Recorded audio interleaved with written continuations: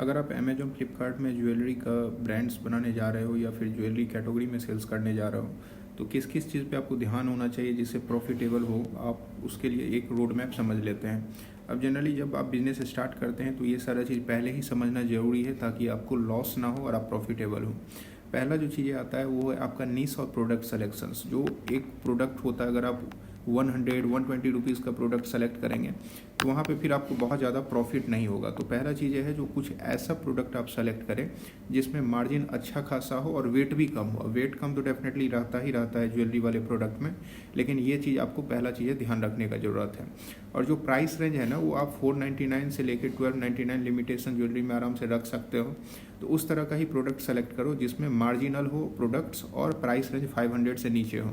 अब 300 से नीचे का जो प्रोडक्ट है उसमें कस्टमर रिटर्न की वजह से लॉस बहुत ज़्यादा होता है। अगर कस्टमर रिटर्न आपको 2-3 भी आ गया 10 में से, तो यहाँ पे लॉस ज़्यादा हो जाएगा या फिर आप नो प्रॉफिट नो लॉस में रह जाएंगे। लेकिन आपका मार्जिन अच्छा रहेगा तो फिर आप सर्वाइव कर पाएंगे।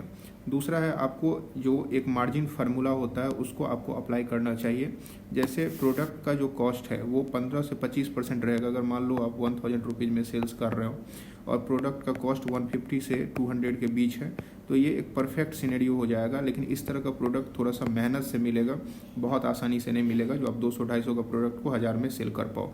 कुछ कॉम्बो बनाना पड़ेगा, कुछ आपको एक अलग से रिसर्च करना पड़ेगा, उसके बाद ही ये प्रोडक्ट फाइंड होगा, लेकिन ये प्रॉफिटेबल होगा। उसका प्लेटफॉर्म फी अगर मान लो 30% लग जाता है या 35%, तो 1000 रुपीज़ का अगर आप प्रोडक्ट सेल कर रहे हो, तो एक एग्जांपल यहाँ पे लेके चलते हैं।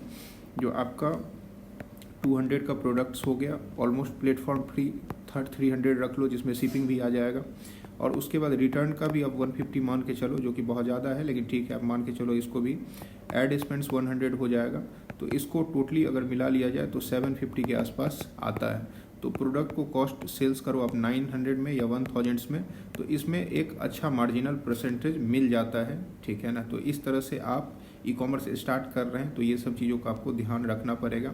उसके साथ ही आपको ये भी ध्यान रखना पड़ेगा जो आपका जो पैकिंग है वो अच्छा हो, क्योंकि अगर पैकेजिंग अच्छा नहीं होगा तो प्रोडक्ट इधर उधर हो सकता है, टूट फूट सकता है, जिससे आपको कस्टमर रिटर्न होना ही होना है।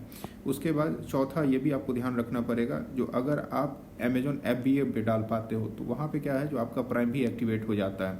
तो ये सब आपको हेल्प करेगा, जो थोड़ा सा कस्टमर रिटर्न को कम करने में और जो आपका डिलीवरी परसेंटेज है उसको बढ़ाने में। क्योंकि अगर FBA में होगा प्रोडक्ट तो तुरंत निकलेगा और वहाँ से कस्टमर को अच्छा पैकेजिंग भी जाएगा और प्राइम सब भी एक्टिवेट रहता है, बेज लग जाता है, तो ये एक अच्छा चीज़ें हो जाता है। उसके बाद PPC एड्स रन करना, जो कि अब यहाँ पे ऐड किए ही हुए थे हम लोग एड्स का कॉस्ट, ठीक है ना, यहाँ पे ऑलमोस्ट 100 के आसपास। तो PPC एड्स जो चलता है, PPC एड्स मतलब जैसे गूगल एड्स होता है उसी तरीके से हुआ, कीवर्ड टारगेटिंग बेस पे।